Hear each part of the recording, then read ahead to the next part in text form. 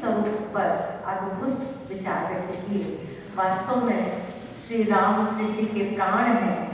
राम प्राण प्रिय जीवन जी के, स्वार्थ रहित सखा सभी के।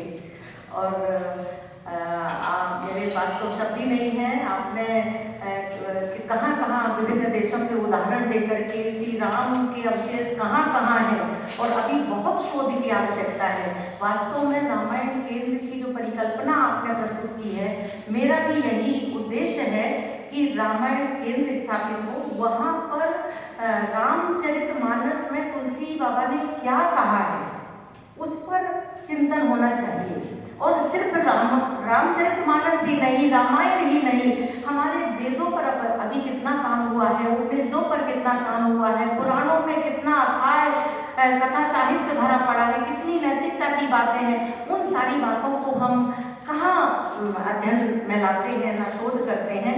तो हमारे जब जगह जगह रामायण केंद्र की स्थापना होगी, संयोजक बनेंगे और इस तरह के कार्यक्रम होंगे, हम इसी तरह से धीरे धीरे 4-6 लोग मिलकर के ही ये अपना एक कदम बढ़ा करके आगे बढ़ाएंगे।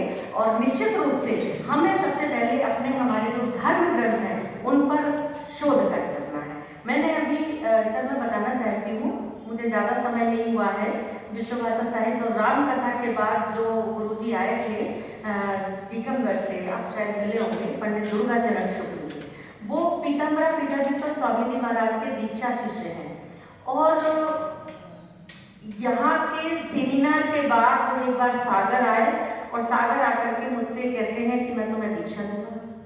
अब मैं 55-56 साल की उम्र में मैं दीक्षा लूँ तो मुझे नहीं लगा, और बोले कि मैं गुप्ता जी से बात करना चाहता हूँ। तो ये बोले जब लेने वाला तैयार, देने वाला तैयार, तो मैं कौन होता हूँ। और वास्तव में जिस दिन से मैंने दीक्षा ली है, मेरे अंदर एक अलग मैं ऊर्जा महसूस करती हूँ। और मेरे पास आज की डेट में अभिनवगुप्त जी का पूरा साहित्य है, तंत्रालोक से लगा के, तंत्र साठ से लगा के, और अभी मुझे उन्होंने श्री विद्या भी दे दी। मतलब श्री विद्या बहुत बड़ी चीज है। मैंने ली नहीं है, अभी गुरु की कृपा और वो सारी चीजें हैं। अभी बहुत शोध चल रहा है। और अभी गुरु जी 95 वर्ष के हैं, 96 वर्ष में वो चल रहे हैं। और इंदौर में अचानक स्वास्थ्य खराब होने के बाद वो मुझे बुला रहे हैं और वो यही कह रहे हैं कि हमारा काम तुमको पूरा करना है, तुम आओ, तुम्हें बहुत कुछ बताना है। तो हमारे यहाँ जो गुरु शिष्य परंपरा थी वो इतनी अद्भुत थी कि मतलब गुरु शिष्य परंपरा में स्वार्थ नाम की चीज नहीं है। वहाँ तो विश्वास है, आस्था है, समर्पण है और श्रद्धा के बिना तो कुछ हो ही नहीं सकता है। श्रद्धा विश्वास तो गुरुओं वाली बात है। तो मैं चाहती हूँ कि हमारे विद्यार्थी, युवा और हमारी बहनें और हमारे भाई बहन सब आगे आएं।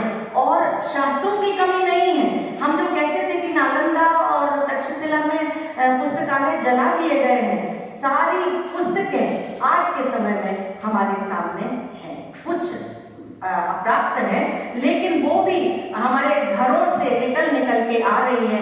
विज्ञान भैरव की बात करते थे, हमारे पास विज्ञान भैरव की है, हमारे पास कितना साहित्य, अभी अपार साहित्य, उसका विवेचन करने की। अभी मुझे एक नेत्र तंत्र मिला है, नेत्र तंत्र की आज तक हिंदी रूपांतर नहीं हुआ है। मैं जो बात करती हूँ, मुझे संस्कृत नहीं आती है, उसके अनुवाद की बात गुरुदेव कर रहे हैं। मैंने संस्कृत विभाग में बात की, लेकिन वो लोग भी व्यस्त हैं या फिर समय नहीं है। तो इतना साहित्य है जिसका हिंदी में अनुवाद, अन्य भाषाओं में अनुवाद करके उसका प्रचार प्रसार किया जा सकता है। बहुत बहुत धन्यवाद। आज रामायण केंद्र की सार्थकता सिद्ध कर दी है। मैं क्या कहूँ, राम सृष्टा हैं, राम सृष्टि हैं, राम दृष्टा हैं, राम दृष्टि हैं, राम मार्ग भी है, राम मंजिल भी है, राम जीवन भी है, मुक्ति भी है, राम युद्ध भी है, राम युक्ति भी है, राम मनहर भी है, राम मनस्वी भी है, राम राजा भी है, राम तपस्वी भी है। तो राम कथा मंदाकिनी चित्रकूट चित्रचार। तो इस तरह से आज के आनंद में और चार चांद लगाने के लिए मैं आमंत्रित करती हूँ नित्या श्रीवास्तव एक मधुर गीत के लिए। शशि दीक्षित, नित्या जी, रजनी जी और पुष्पा जी आए और गीत से वातावरण सुदृढ़ करें। शशि जी।